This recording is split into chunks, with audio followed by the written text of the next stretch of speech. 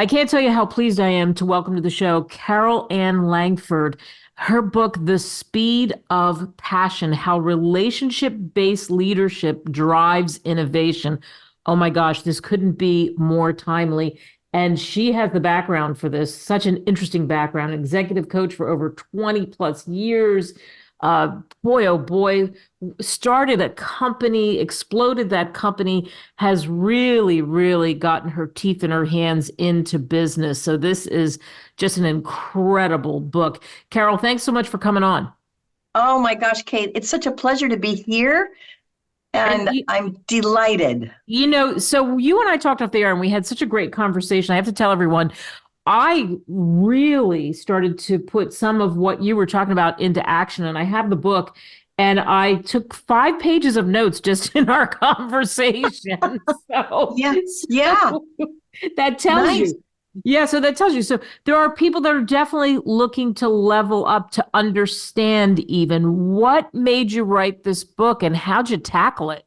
Sure, sure, sure. Well, let me just the first thing I want to do, Kate, is just dedicate this show, number one, to our listeners.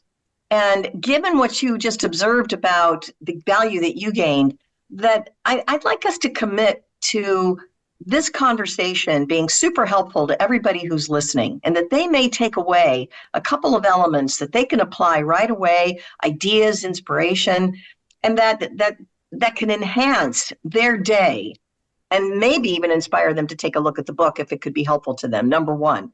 Number two, I'd like to dedicate this radio show to my beloved brother, Rick Sutherland. He was a businessman, the best businessman I've ever met. And what he and I and our partner, Mike, did together in the very early part of our lives really laid the foundation for the work that I do in leadership today. I dedicated this book to my brother as someone, a leader with a big heart, who showed us that you can have that big generosity and have big success at the same time.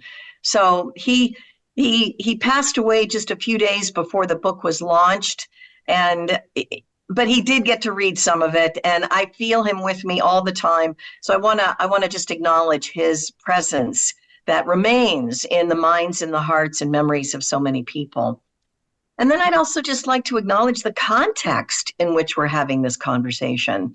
And that's where part of what motivated me to write this book, Kate, is just the sense that this moment in history is pivotal. We're navigating a big moment of change. And within that, we have a fantastic opportunity as leaders, as human beings, as creative individuals to make a positive difference, to participate positively in the kind of transformation that is occurring in the evolution of human consciousness.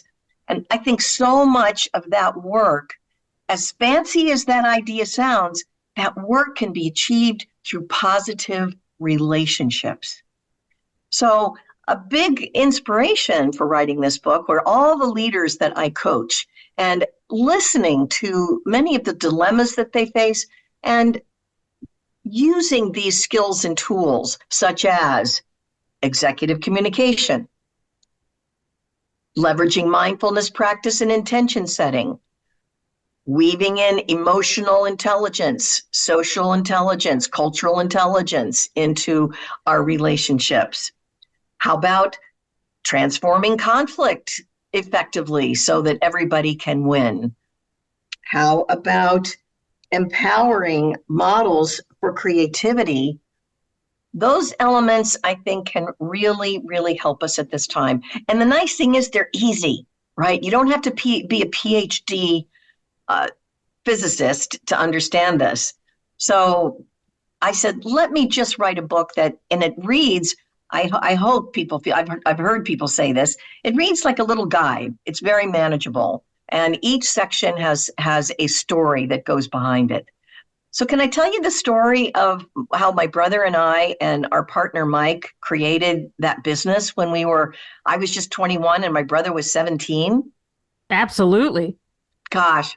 Well, again, first of all, I should say my brother and I often say that we were blessed in the best and the worst circumstances in life. We were exposed to the very best of humanity and the very worst. And in brief, at home, our dad was subject to alcoholism. It was tragic. He was a brilliant man and just drowned in his own alcoholism.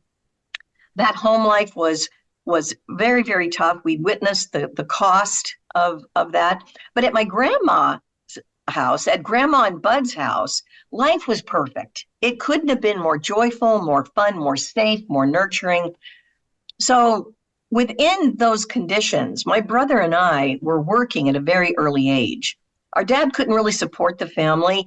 So my mom, who was an elementary school teacher, she had to keep a roof over our head by herself on a school teacher salary. Now this is back in the mid to late 20th century. So Rick and I, from the time we were little kids, we were working. Rick had a donut route selling Krispy Kreme donuts door to door. He shoveled snow, mowed lawns. I had a little job helping my mom's friend keep her house in order. Then I was a babysitter. We worked in retail stores.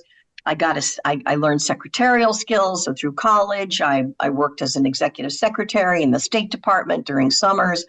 So we worked from the beginning. We made money from the beginning. And I have to say that was so empowering for us. You know, some people would say, oh, you poor kids, you missed your childhood. No, I don't think that's true. We had a great childhood and we enjoyed it, particularly at Grandma's house. And we were inspired. We witnessed my mom in a heroic effort to keep us going. So we saw her navigate obstacles and do so with courage, with optimism, and I'd say with faith. Our faith was a central part of our growing up. So my brother was a car guy. One of his first jobs was in a retail automobile tire shop. He wanted to start this tire business. I thought it was a great idea. Our friend Mike, this was a guy I was dating in my last year of college, and he and I ended up getting married. And I have to say, context for that marriage was building this company. It was in the retail automobile tire industry. And the three of us, we aligned on the values that we wanted to bring to building the culture of that business. We were all in agreement that we wanted to bring the best relationships to everybody that we encountered through that business. So what that meant was with our employees, you know, Rick was largely the person managing the stores.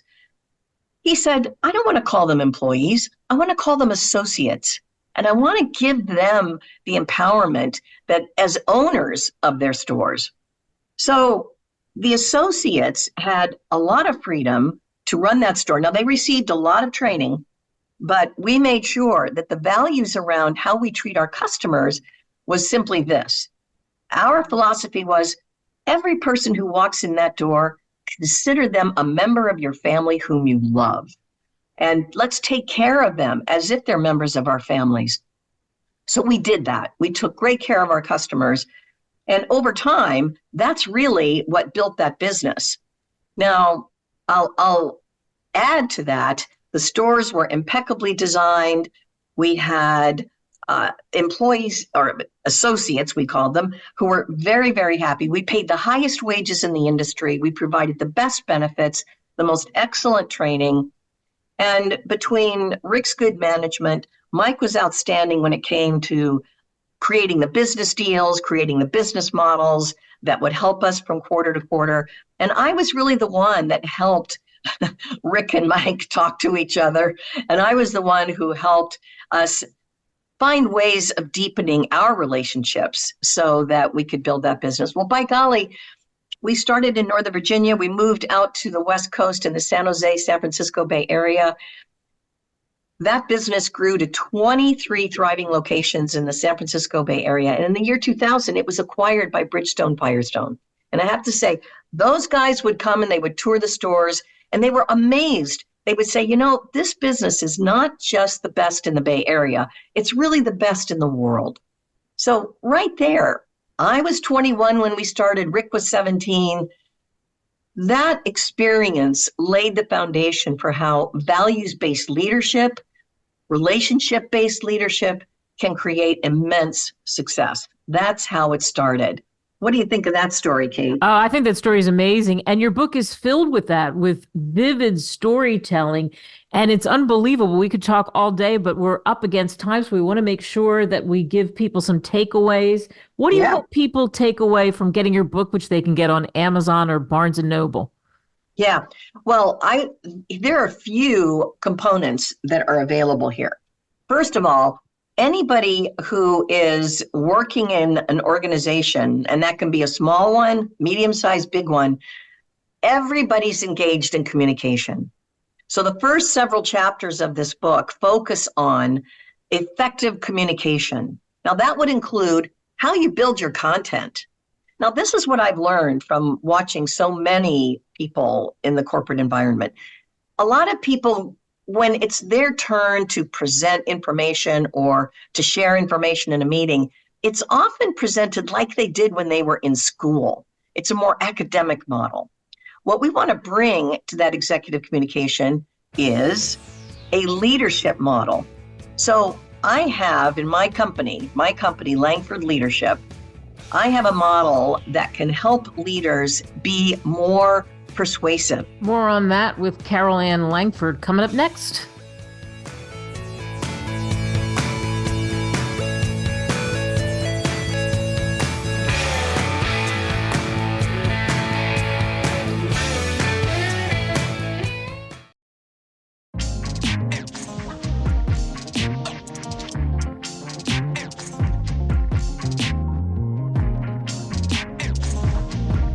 We're back on America Tonight with Carol Ann Langford talking about helping leaders be more persuasive. Carol, what does that mean? So that means we want to bring some context with a point of view statement, a perspective statement.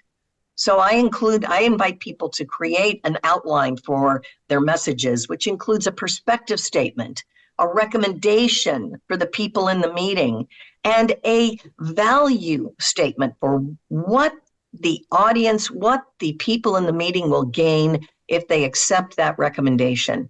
And then we have a place where we've got a cup, 2, 3 key points, some subpoints. But when you open and close a message with that perspective, recommendation, outcome, couple of key points with data supporting, that is so helpful to your audience because they understand where you're coming from, they understand what they're invited to do, and the value they'll gain when they do it. So that's number one. Now, in addition to the messaging, I also talk about basics around delivery. Wouldn't it be helpful if we've got some eye contact? Wouldn't it be helpful if you can be heard, if your voice is loud enough? Wouldn't it be helpful if your gestures are natural and you come across as authentic? So sometimes when we teach that body language piece, it's sometimes taught almost like you're putting on those behaviors as if you were putting on an article of clothing or a suit. I prefer to frame them around the values. We use eye contact to build trust. We invite open gestures for authenticity. We bring a voice that's natural and engaged to bring the transparency into the conversation. If you're doing a formal meeting, you move not as choreography, but to include everybody in the audience. So inclusion, trust, transparency, authenticity, natural expression, these are the elements, right? That facial expression. I suggest, bring an open, relaxed, friendly facial expression. Yet it's not fake. It's not fake. No, we want to build goodwill.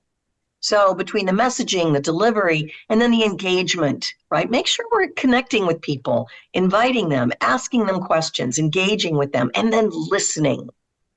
Another element in the book, which is super, super helpful, conflict transformation. Oh my gosh, this is a time in history where we are navigating change. Would you agree with that, Kate? Yeah, absolutely.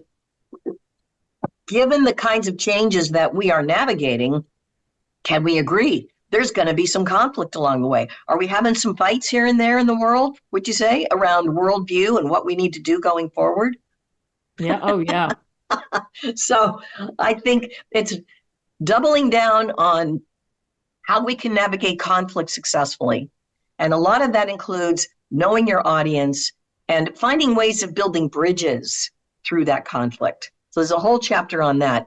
And there's an amazing story in there about one time in my Brooklyn apartment, New York City, someone broke into my apartment, not someone I was hoping to see, tried to rob me. And you know what? I used the principles of emotional intelligence and conflict transformation to transform that dynamic from where I could have been beat up or knifed into where the person who had entered my home ended up crying, apologizing, leaving from the front door, and later on getting picked out of a lineup. So wow. yes. Wow. It was yeah. So that story's in there Powerful. as well. Yeah, powerful, Yes. powerful stories. What a great book. Like I said, again, you can get it on Amazon, Barnes and Noble, The Speed of Passion, How Relationship-Based Leadership Drives Innovation. You can tell Carol's passionate about it. She has storytelling. She has incredible tools for you to use in this. There's no question about it. And we got a little mini session here. Carol, thank you so much for coming on. It's such my pleasure, Kate. My delight. I hope you have a great day, and I hope everybody listening enjoys this and benefits from it. Visit us at www.greatwritersmedia.com. Email us at info@greatwritersmedia.com or call us at +1 877 556 0483.